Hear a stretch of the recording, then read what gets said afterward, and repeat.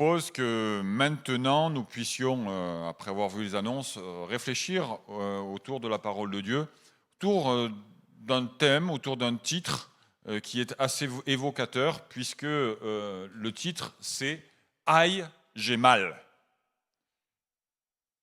Ça vous arrive d'avoir mal? Moi, je me cogne partout.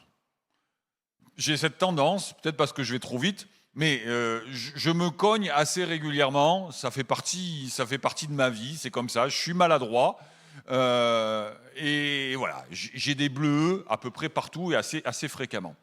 Mais je dirais que, trêve de plaisanterie, la souffrance, c'est quelque chose qui n'est pas simple à appréhender pour l'être humain, mais que la souffrance est encore peut-être moins simple à appréhender pour le chrétien.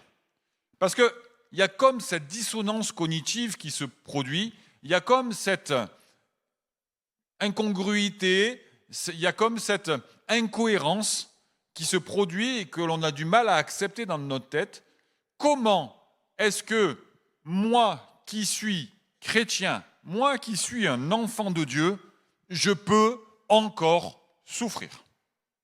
Il y a comme ce sentiment d'injustice profond qui résonne en nous et qui nous dit, mais comment moi qui fais le bien, moi qui fais mon possible pour plaire à Dieu, je souffre et je souffre d'une manière injuste.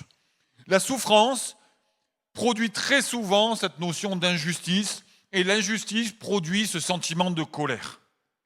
Cette colère qui est centrée de manière diffuse, à peu près sur différentes personnes, sur différents éléments et parfois même sur Dieu. On a du mal à se dire que nous pouvons souffrir et que Dieu permet que nous souffrions alors que nous sommes ses enfants. On a du mal à concevoir que le Dieu Tout-Puissant puisse permettre que ses enfants, qu'il dit aimer, souffrent.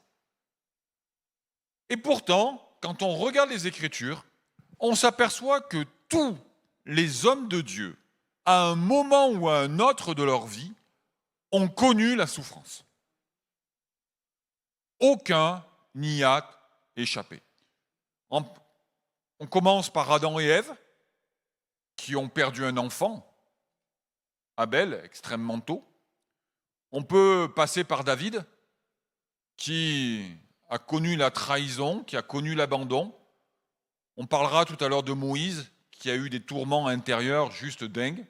Et même Jésus est appelé l'homme de douleur, habitué à la souffrance.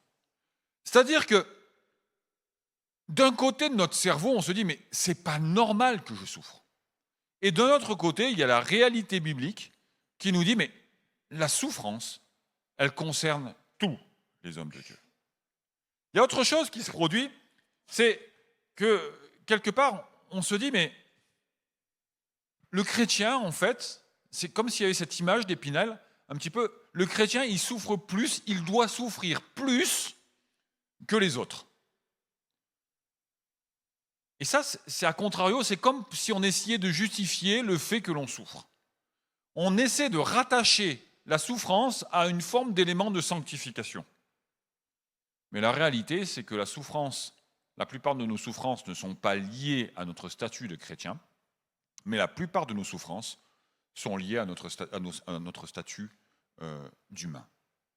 Je souffre, non pas parce que je suis chrétien, mais je souffre parce que je suis humain. Et c'est ce que je me propose de voir avec vous aujourd'hui, c'est finalement comment est-ce que j'ai vocation à gérer ma souffrance? Comment est-ce que j'ai vocation à prendre en main ma souffrance et à faire en sorte qu'elle devienne une force et non plus quelque chose qui me mine la vie et qui m'empêche d'avancer, qui m'empêche de grandir et qui m'empêche de m'épanouir dans ma foi. Première chose, c'est que la souffrance, c'est un sentiment ou c'est une situation qui est normale. Et j'insiste là-dessus. C'est que tu souffres, c'est juste que tu es normal. Tu souffres, c'est juste que tu es un être humain. Ce n'est pas du tout parce que tu manques de foi, Mais c'est juste parce que tu vis dans un monde qui est régi par des règles qui génèrent de la souffrance. Et là encore, parfois on a des croyances qui sont bizarres. Des croyances qui sont un petit peu ancrées, mais qui, plutôt que de nous délivrer, nous génèrent de la culpabilité et finalement nous empêchent d'avancer. C'est comme si on pensait que la foi est un remède contre la souffrance. Et que parce que j'ai la foi, alors, je ne souffrirai plus. Mais c'est faux. Abraham est le père de la foi, et pourtant Abraham a souffert.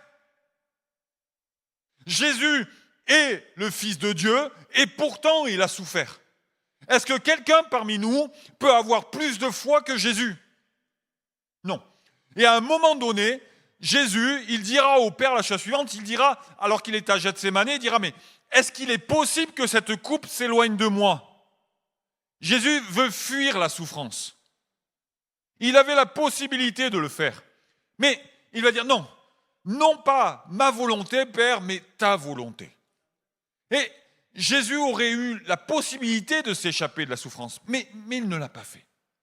Est-ce que quelqu'un de nous peut avoir plus de foi que Jésus? Non. Donc, la foi n'est pas la solution contre la souffrance. Et là, c'est Bagdad dans votre tête. Mais je crois que c'est important de le savoir. C'est-à-dire que le fait de faire confiance à Dieu n'est pas l'antidote qui me permettra de ne pas souffrir. La foi n'est pas le gage du fait que ma vie sera un long fleuve tranquille et exempt de douleur et exempt de souffrance. Pourquoi? 3 choses. La première, c'est que en Éden, il s'est passé quelque chose. C'est que Adam et Ève, en désobéissant, ont permis à la souffrance de rentrer dans le monde. C'est-à-dire que ce n'est pas mon péché qui est inhérent à ma souffrance, qui génère ma souffrance, mais c'est la désobéissance d'Adam et Ève qui génère et qui a instauré un mécanisme de souffrance dans le monde. Ok ? La preuve en est, c'est que Dieu va dire à Ève, lorsque tu enfanteras, tu souffriras. Et mesdames, Dieu n'a pas menti. Mais les maris souffrent pendant 9 mois.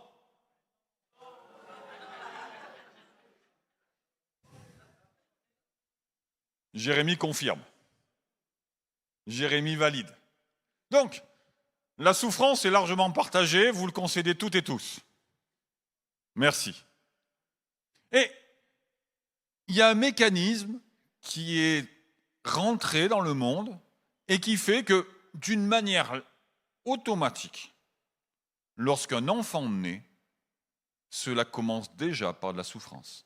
Souffrance pour la maman, souffrance pour le papa, mais souffrance, je l'insiste quand même parce qu'il faut être juste, voilà, et souffrance pour l'enfant, parce qu'il quitte un milieu paradisiaque, le ventre de sa mère, pour prendre une bouffée d'oxygène qui va lui gonfler les poumons et qui va lui faire terriblement mal. Bref, la souffrance commence dès la naissance. Alors, vous allez me dire, ok, mais je ne suis pas forcément... voilà. Comment Dieu a-t-il pu concevoir un truc comme ça et c'est quoi la solution? On le verra tout au long de cette prédication, de cette réflexion, mais de la même manière que Dieu a mis en place ce mécanisme, parce que c'était logique et parce que c'était la conséquence de la désobéissance et que nos actes ont toujours des conséquences, bien Dieu a mis en place un second mécanisme. C'est le mécanisme du salut. C'est que déjà en Éden, Dieu va sacrifier lui-même le premier animal, de manière à revêtir Adam et Ève et de couvrir leur nudité. Et c'est l'image même qu'en Jésus, il y a le moyen de vivre sa souffrance de manière différente. C'est-à-dire que la foi en Jésus-Christ ne nous exonère pas de la souffrance, mais elle nous permet de rendre cette souffrance constructive. Elle nous permet de construire notre identité d'enfant de Dieu. Elle nous permet de grandir. Et c'est la promesse que Dieu te fait. Et je te renvoie à la 3e partie qui va suivre pour en savoir un petit peu plus. Deuxième chose, donc la première chose, il y a un mécanisme naturel qui s'instaure. Deuxième chose, c'est que la souffrance est naturelle et normale parce qu'il y a les autres.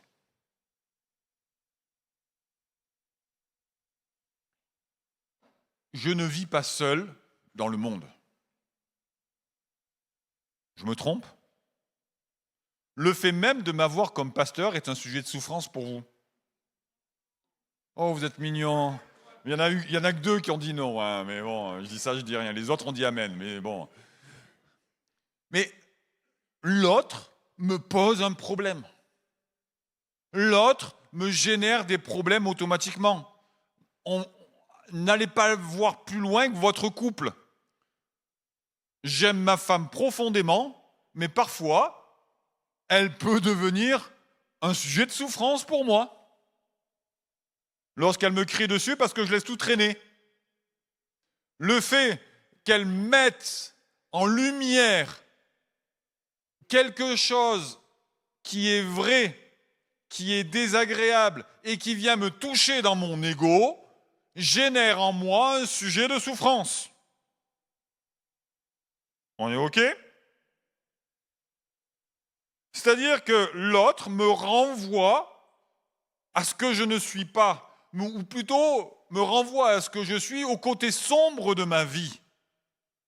Ensuite, l'autre, il peut être injuste parce que nous avons des intérêts qui ne convergent pas forcément.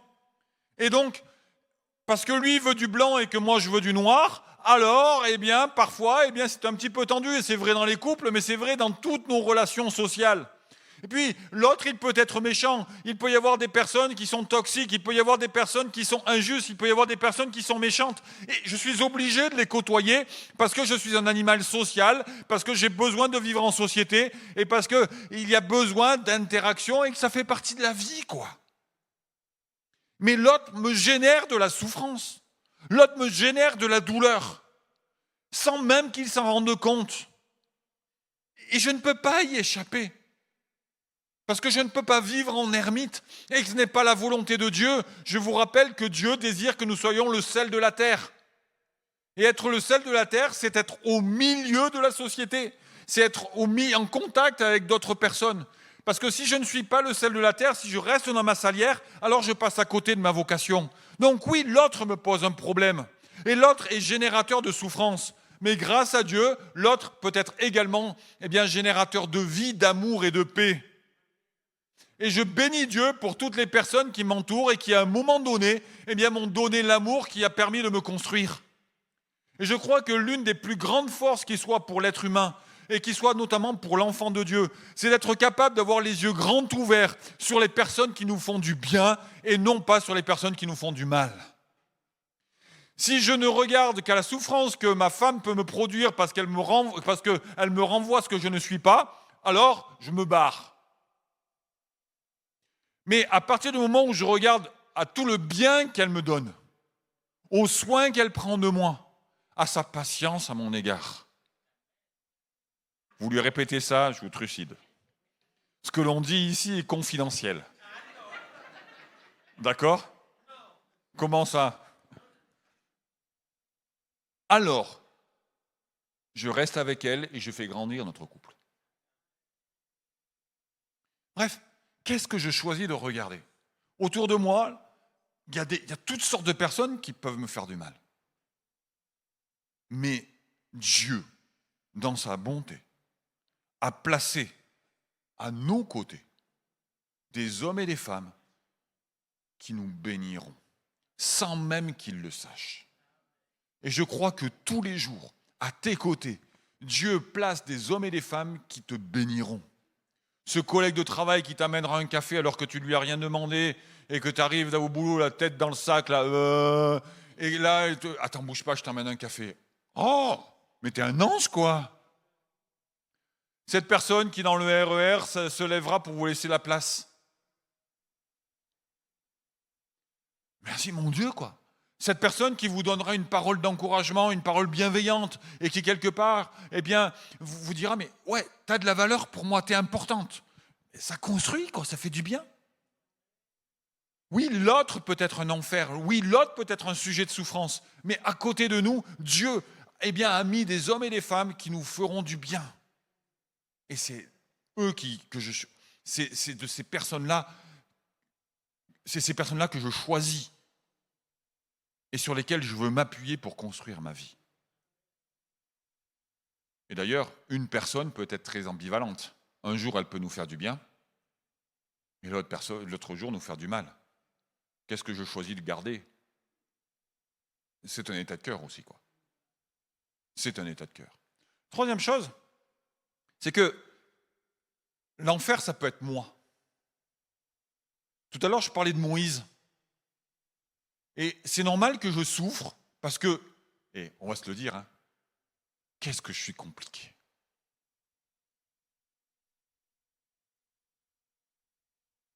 Qu'est-ce que nous sommes compliqués. On est plein de paradoxes. On est plein de contradictions. Et dans nos têtes, dans nos sentiments, dans nos conceptions, il y a tellement de trucs qui bougent, d'instabilité, etc. Nous sommes compliqués. Et quand on regarde bien les choses en face, vivre dans ma tête et vivre dans la vôtre, hein, c'est pas un cadeau.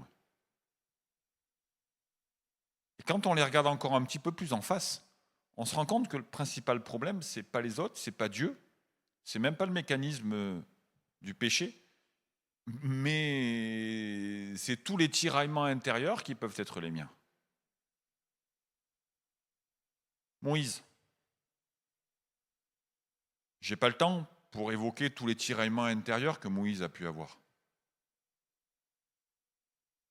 Le premier, je suis un Israélite élevé parmi les Égyptiens. Crise identitaire profonde. D'où est-ce que je viens? Quelle est mon origine? Est-ce que je suis égyptien ou est-ce que je suis israélite? Deuxième tiraillement, je suis fils de Pharaon, je suis à la direction d'un peuple qui opprime mon peuple. Quel doit être mon positionnement? Solution de Moïse, je vais tuer un Égyptien de manière à montrer aux Israélites que je suis de leur côté. Dans le désert de Madian, Dieu l'appelle, mais je ne sais pas parler, je ne suis pas digne, j'ai échoué. Bref, on pourrait multiplier tous les tiraillements intérieurs que Moïse a eus. Et toi? Le nombre de tiraillements qui sont dans ton cœur, qui sont dans ta vie, qui te malmènent et qui t'oppressent. Je peux être vrai. Je pense, alors ça va peut-être vous choquer, mais comprenez bien ce que je dis. Je pense que parfois la foi, plutôt la religion, excusez-moi, je reformule,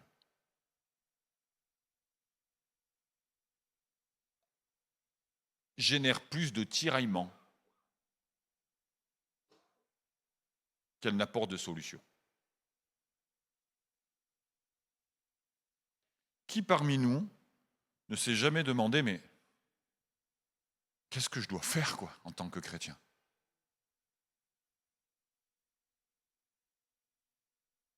C'est pas simple de faire la distinction entre l'amour inconditionnel et puis le péché, entre la sainteté et l'amour. C'est pas simple. Et je crois qu'on passera notre vie à arbitrer, à évoluer, à changer, à être transformé. Si Dieu a permis qu'il y ait autant de tiraillements en nous, et l'apôtre Paul l'image bien entre le combat qu'il peut y avoir entre la loi et la grâce, et surtout entre l'esprit et la chair, il donnera une solution qui est hyper intéressante. Finalement, les tiraillements existeront toujours, mais c'est moi qui choisis ce que je veux nourrir et ce que je veux développer.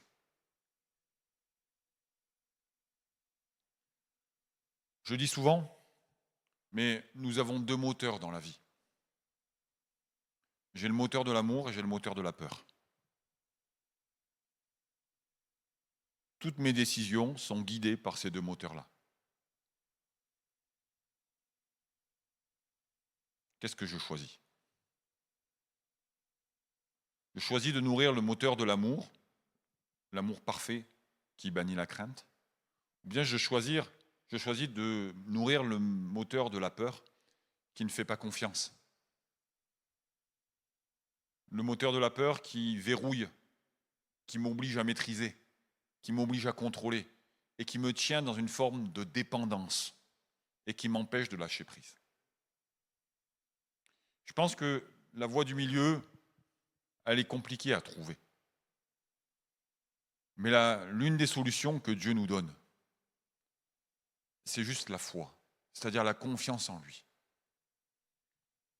Et cette confiance de dire, ok, je choisis d'aimer, je choisis de libérer les énergies, je choisis de faire confiance, en sachant, mon Dieu, que même si cela peut, à un moment donné, me générer de la souffrance, tu sauras prendre soin de moi. Et je sais que j'aurais été à ma place. Je sais que j'aurais été bien positionné. Le plus grand tiraillement qui soit, c'est de subir une situation. Le plus grand tiraillement qui soit, c'est de ne pas avoir le choix. Le plus grand tiraillement qui soit, c'est de prendre une décision qui nous soit imposée, que l'on n'ait pas choisie. Et Dieu est le Dieu qui nous offre toujours le choix. Tu as le choix entre la vie et la mort, entre la bénédiction et la malédiction. Tu as le choix entre la loi et la grâce. Tu as le choix entre la chair et l'esprit.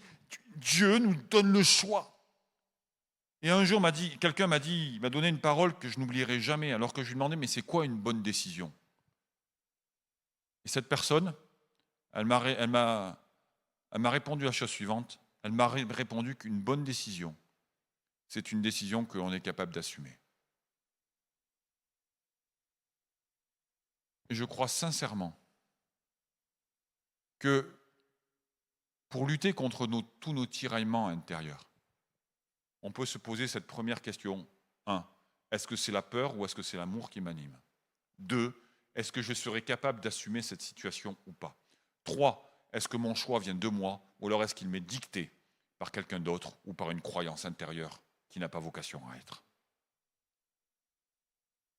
Ça va?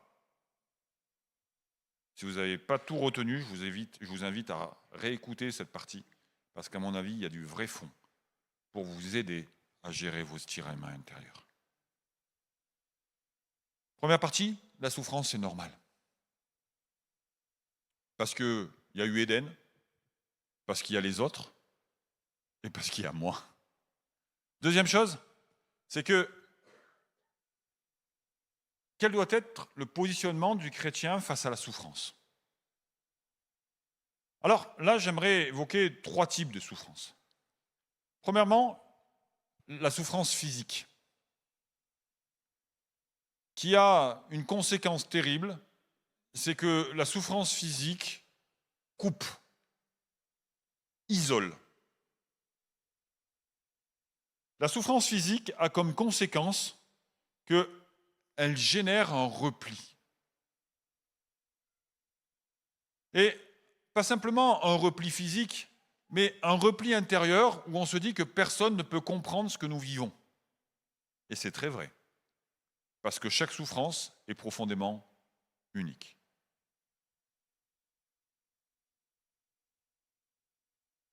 Nous avons tous connu des personnes à qui on disait « Ah, je souffre, j'ai mal », et la personne dit « Oui, oui, mais je sais par quoi tu es passé et je te comprends. » Ça m'énerve, ce genre de phrase-là. parce qu'elles veulent rien dire. En réalité, chaque souffrance est unique, quoi. Et la manière dont nous vivons tous les deux une même souffrance, si Jérémie et moi, on se casse la cheville, d'accord, on se casse la jambe, Jérémie, qui est beaucoup plus douillet, cassera les pieds à Camille tous les 4 matins, moi, je ferai ma vie. Ou ce sera peut-être le contraire, je ne sais pas. Mais non, je pense que dans ce sens-là, c'est bien. Mais même maladie, même pathologie, mais de manière différente de la gérer, parce que nous avons 2 histoires, etc., qui sont extrêmement différents. Ok. Et la souffrance physique, elle isole. On prend l'exemple juste du prophète Élie. Il est menacé par Jézabel, etc., et il va courir un semi-marathon. 21 km à fond, au taquet, etc. Et il va être tellement épuisé physiquement qu'il va se retrouver sous un genet et qu'il va demander la mort à Dieu. C'est-à-dire que non seulement il y avait la pression de la peur et des menaces de Jézabel, qui n'étaient pas les premières, mais là, accentuée par la souffrance physique, par la fatigue, alors, Élie va demander la mort. Jésus, quand est-ce qu'il sera tenté? Il sera tenté au bout de 40 jours dans le désert, de jeûne dans le désert, et le texte nous dit que Satan va le tenter au moment où il va avoir faim. Bref, la souffrance physique, quelque part, génère une forme de repli et génère des failles dans notre vie. Et ça, il faut en être conscient. Il y a un lien fort entre le corps, l'âme et l'esprit. Et on prend très souvent extrêmement soin de notre âme, de notre esprit, mais le monde chrétien a oublié qu'il était nécessaire de prendre soin de son corps. Parce que quand mon corps va mal, ça a forcément un impact sur mon âme et sur mon esprit. On l'a tous vécu, quand je suis fatigué, je ne suis pas à prendre avec des pincettes. Ok ? Et donc, ces moments-là, où je suis en souffrance physique, ce sont des moments où je dois veiller sur le fait de ne pas me replier sur moi-même. Ou quelque part, me connecter à l'autre génère un effort, mais que c'est un effort qui me sauvegardera et qui me préservera d'une chute éventuelle. Le fait de se repli, ça peut être également lié à Dieu. C'est-à-dire, je souffre dans mon corps, et parce que mon corps me génère des douleurs et que Dieu ne me guérit pas de ces douleurs, alors il y a une distance qui se crée entre Dieu et moi. Ok ? Et là, on arrive sur un point de théologie qui est hyper fort. C'est que, qui est-ce que je suis ? Je suis le Dieu qui me bénit ou je suis le Dieu qui m'accompagne de manière inconditionnelle dans tout ce que je peux traverser.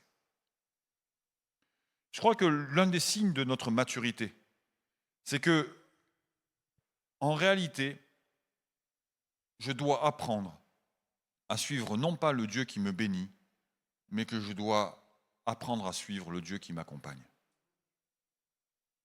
Et que quand je suis dans cette optique de dire « Ok, je souffre physiquement, mon Dieu », eh bien, j'accepte de te faire confiance. J'accepte de construire des choses. Et ça, c'est vrai pour la souffrance physique, mais c'est vrai également pour la souffrance morale, qui était mon deuxième point, mais je passe rapidement. C'est que, quelque part, quand je souffre moralement, c'est le même principe. C'est-à-dire que je choisis quand même, de tenir la main de mon Dieu. Je choisis de tenir la main de celui qui renouvelle mes forces pendant la marche. Puis il y a un troisième type de souffrance que le chrétien vit. C'est ce qu'on appelle les souffrances spirituelles, c'est-à-dire c'est la déception de soi-même, c'est la déception de qui on est, c'est notre incapacité à faire le bien. Et Paul l'exprimera en disant « Mais je n'arrive pas à faire le bien que je voudrais, et en revanche, je fais le mal que je ne voudrais pas. » Mais c'est compliqué de se dire que de savoir ce qu'il faut faire de bien, de ce qu'il faut faire et de ne pas y arriver. Ça fait maintenant des années que je fais de la relation d'aide et ce tiraillement, je le vois tellement souvent. Les gens n'ont pas besoin que je leur dise ce qu'ils doivent faire, ils le savent tous. Mais la question, c'est où est-ce que je vais chercher les forces pour faire ce qui est bien, quoi. La question, elle est là, quoi. Qui parmi vous a besoin d'un pasteur pour lui dire ce qu'il doit faire de bien? Personne. On n'est pas plus intelligent que vous, les pasteurs. On se donne l'apparence d'être plus intelligent que vous, mais c'est pas vrai, quoi. Vous savez tout aussi bien que nous ce qu'il faut faire pour vous épanouir. Mais la question, c'est comment est-ce que je fais pour y arriver? Et c'est dur, quoi.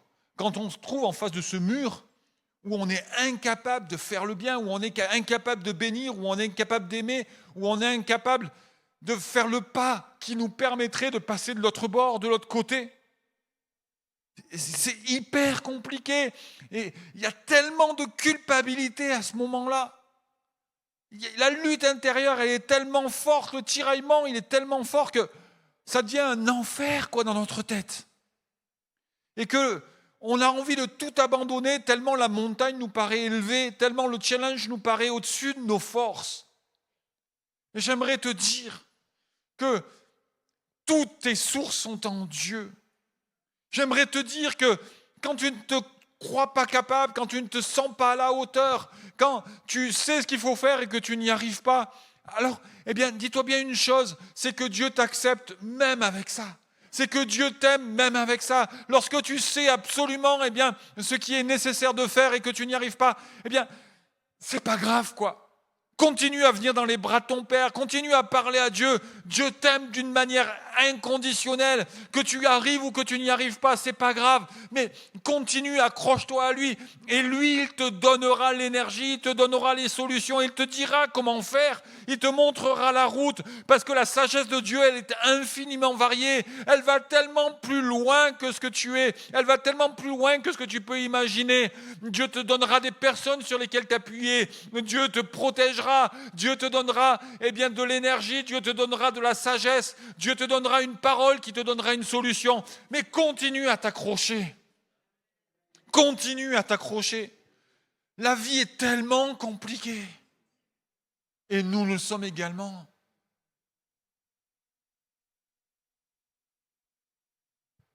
Le bien que je veux faire, j'arrive pas à le faire.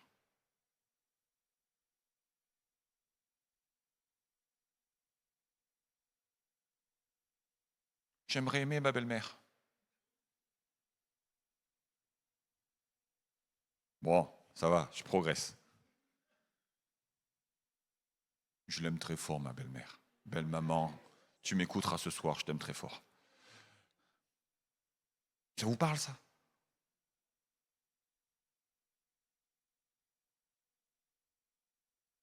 En conclusion, l'une des plus grosses erreurs que l'on peut faire, c'est penser que la souffrance nous sanctifie. On est des masos dans le monde chrétien. On est masos. Qui n'a jamais entendu cette phrase? Ne t'inquiète pas, l'épreuve te sanctifiera. Tu sortiras meilleur.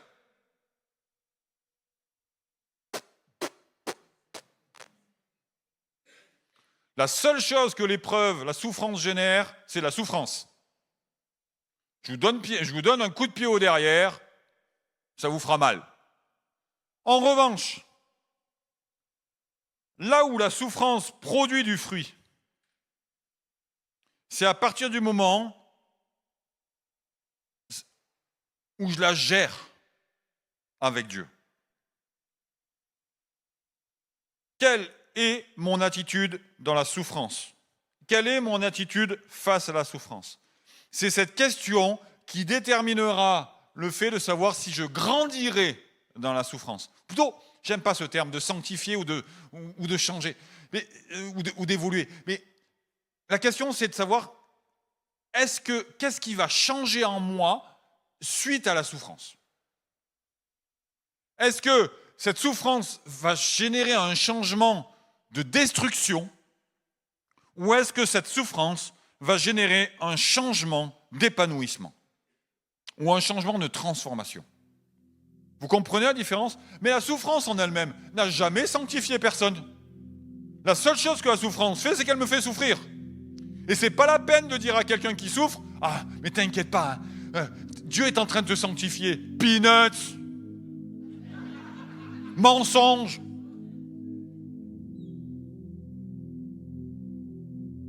Mais la question c'est, est-ce que ta relation avec Dieu va être renforcée? C'est-à-dire que, alors que tu es dans la souffrance, est-ce que tu arrives à être sincère avec Dieu? Est-ce que tu arrives à lui en parler? Est-ce que tu arrives à renforcer et à créer quelque chose avec lui? Est-ce que tu arrives à t'accrocher à lui comme le meilleur ami qui soit? On l'a tous vécu, alors qu'on passait des moments compliqués.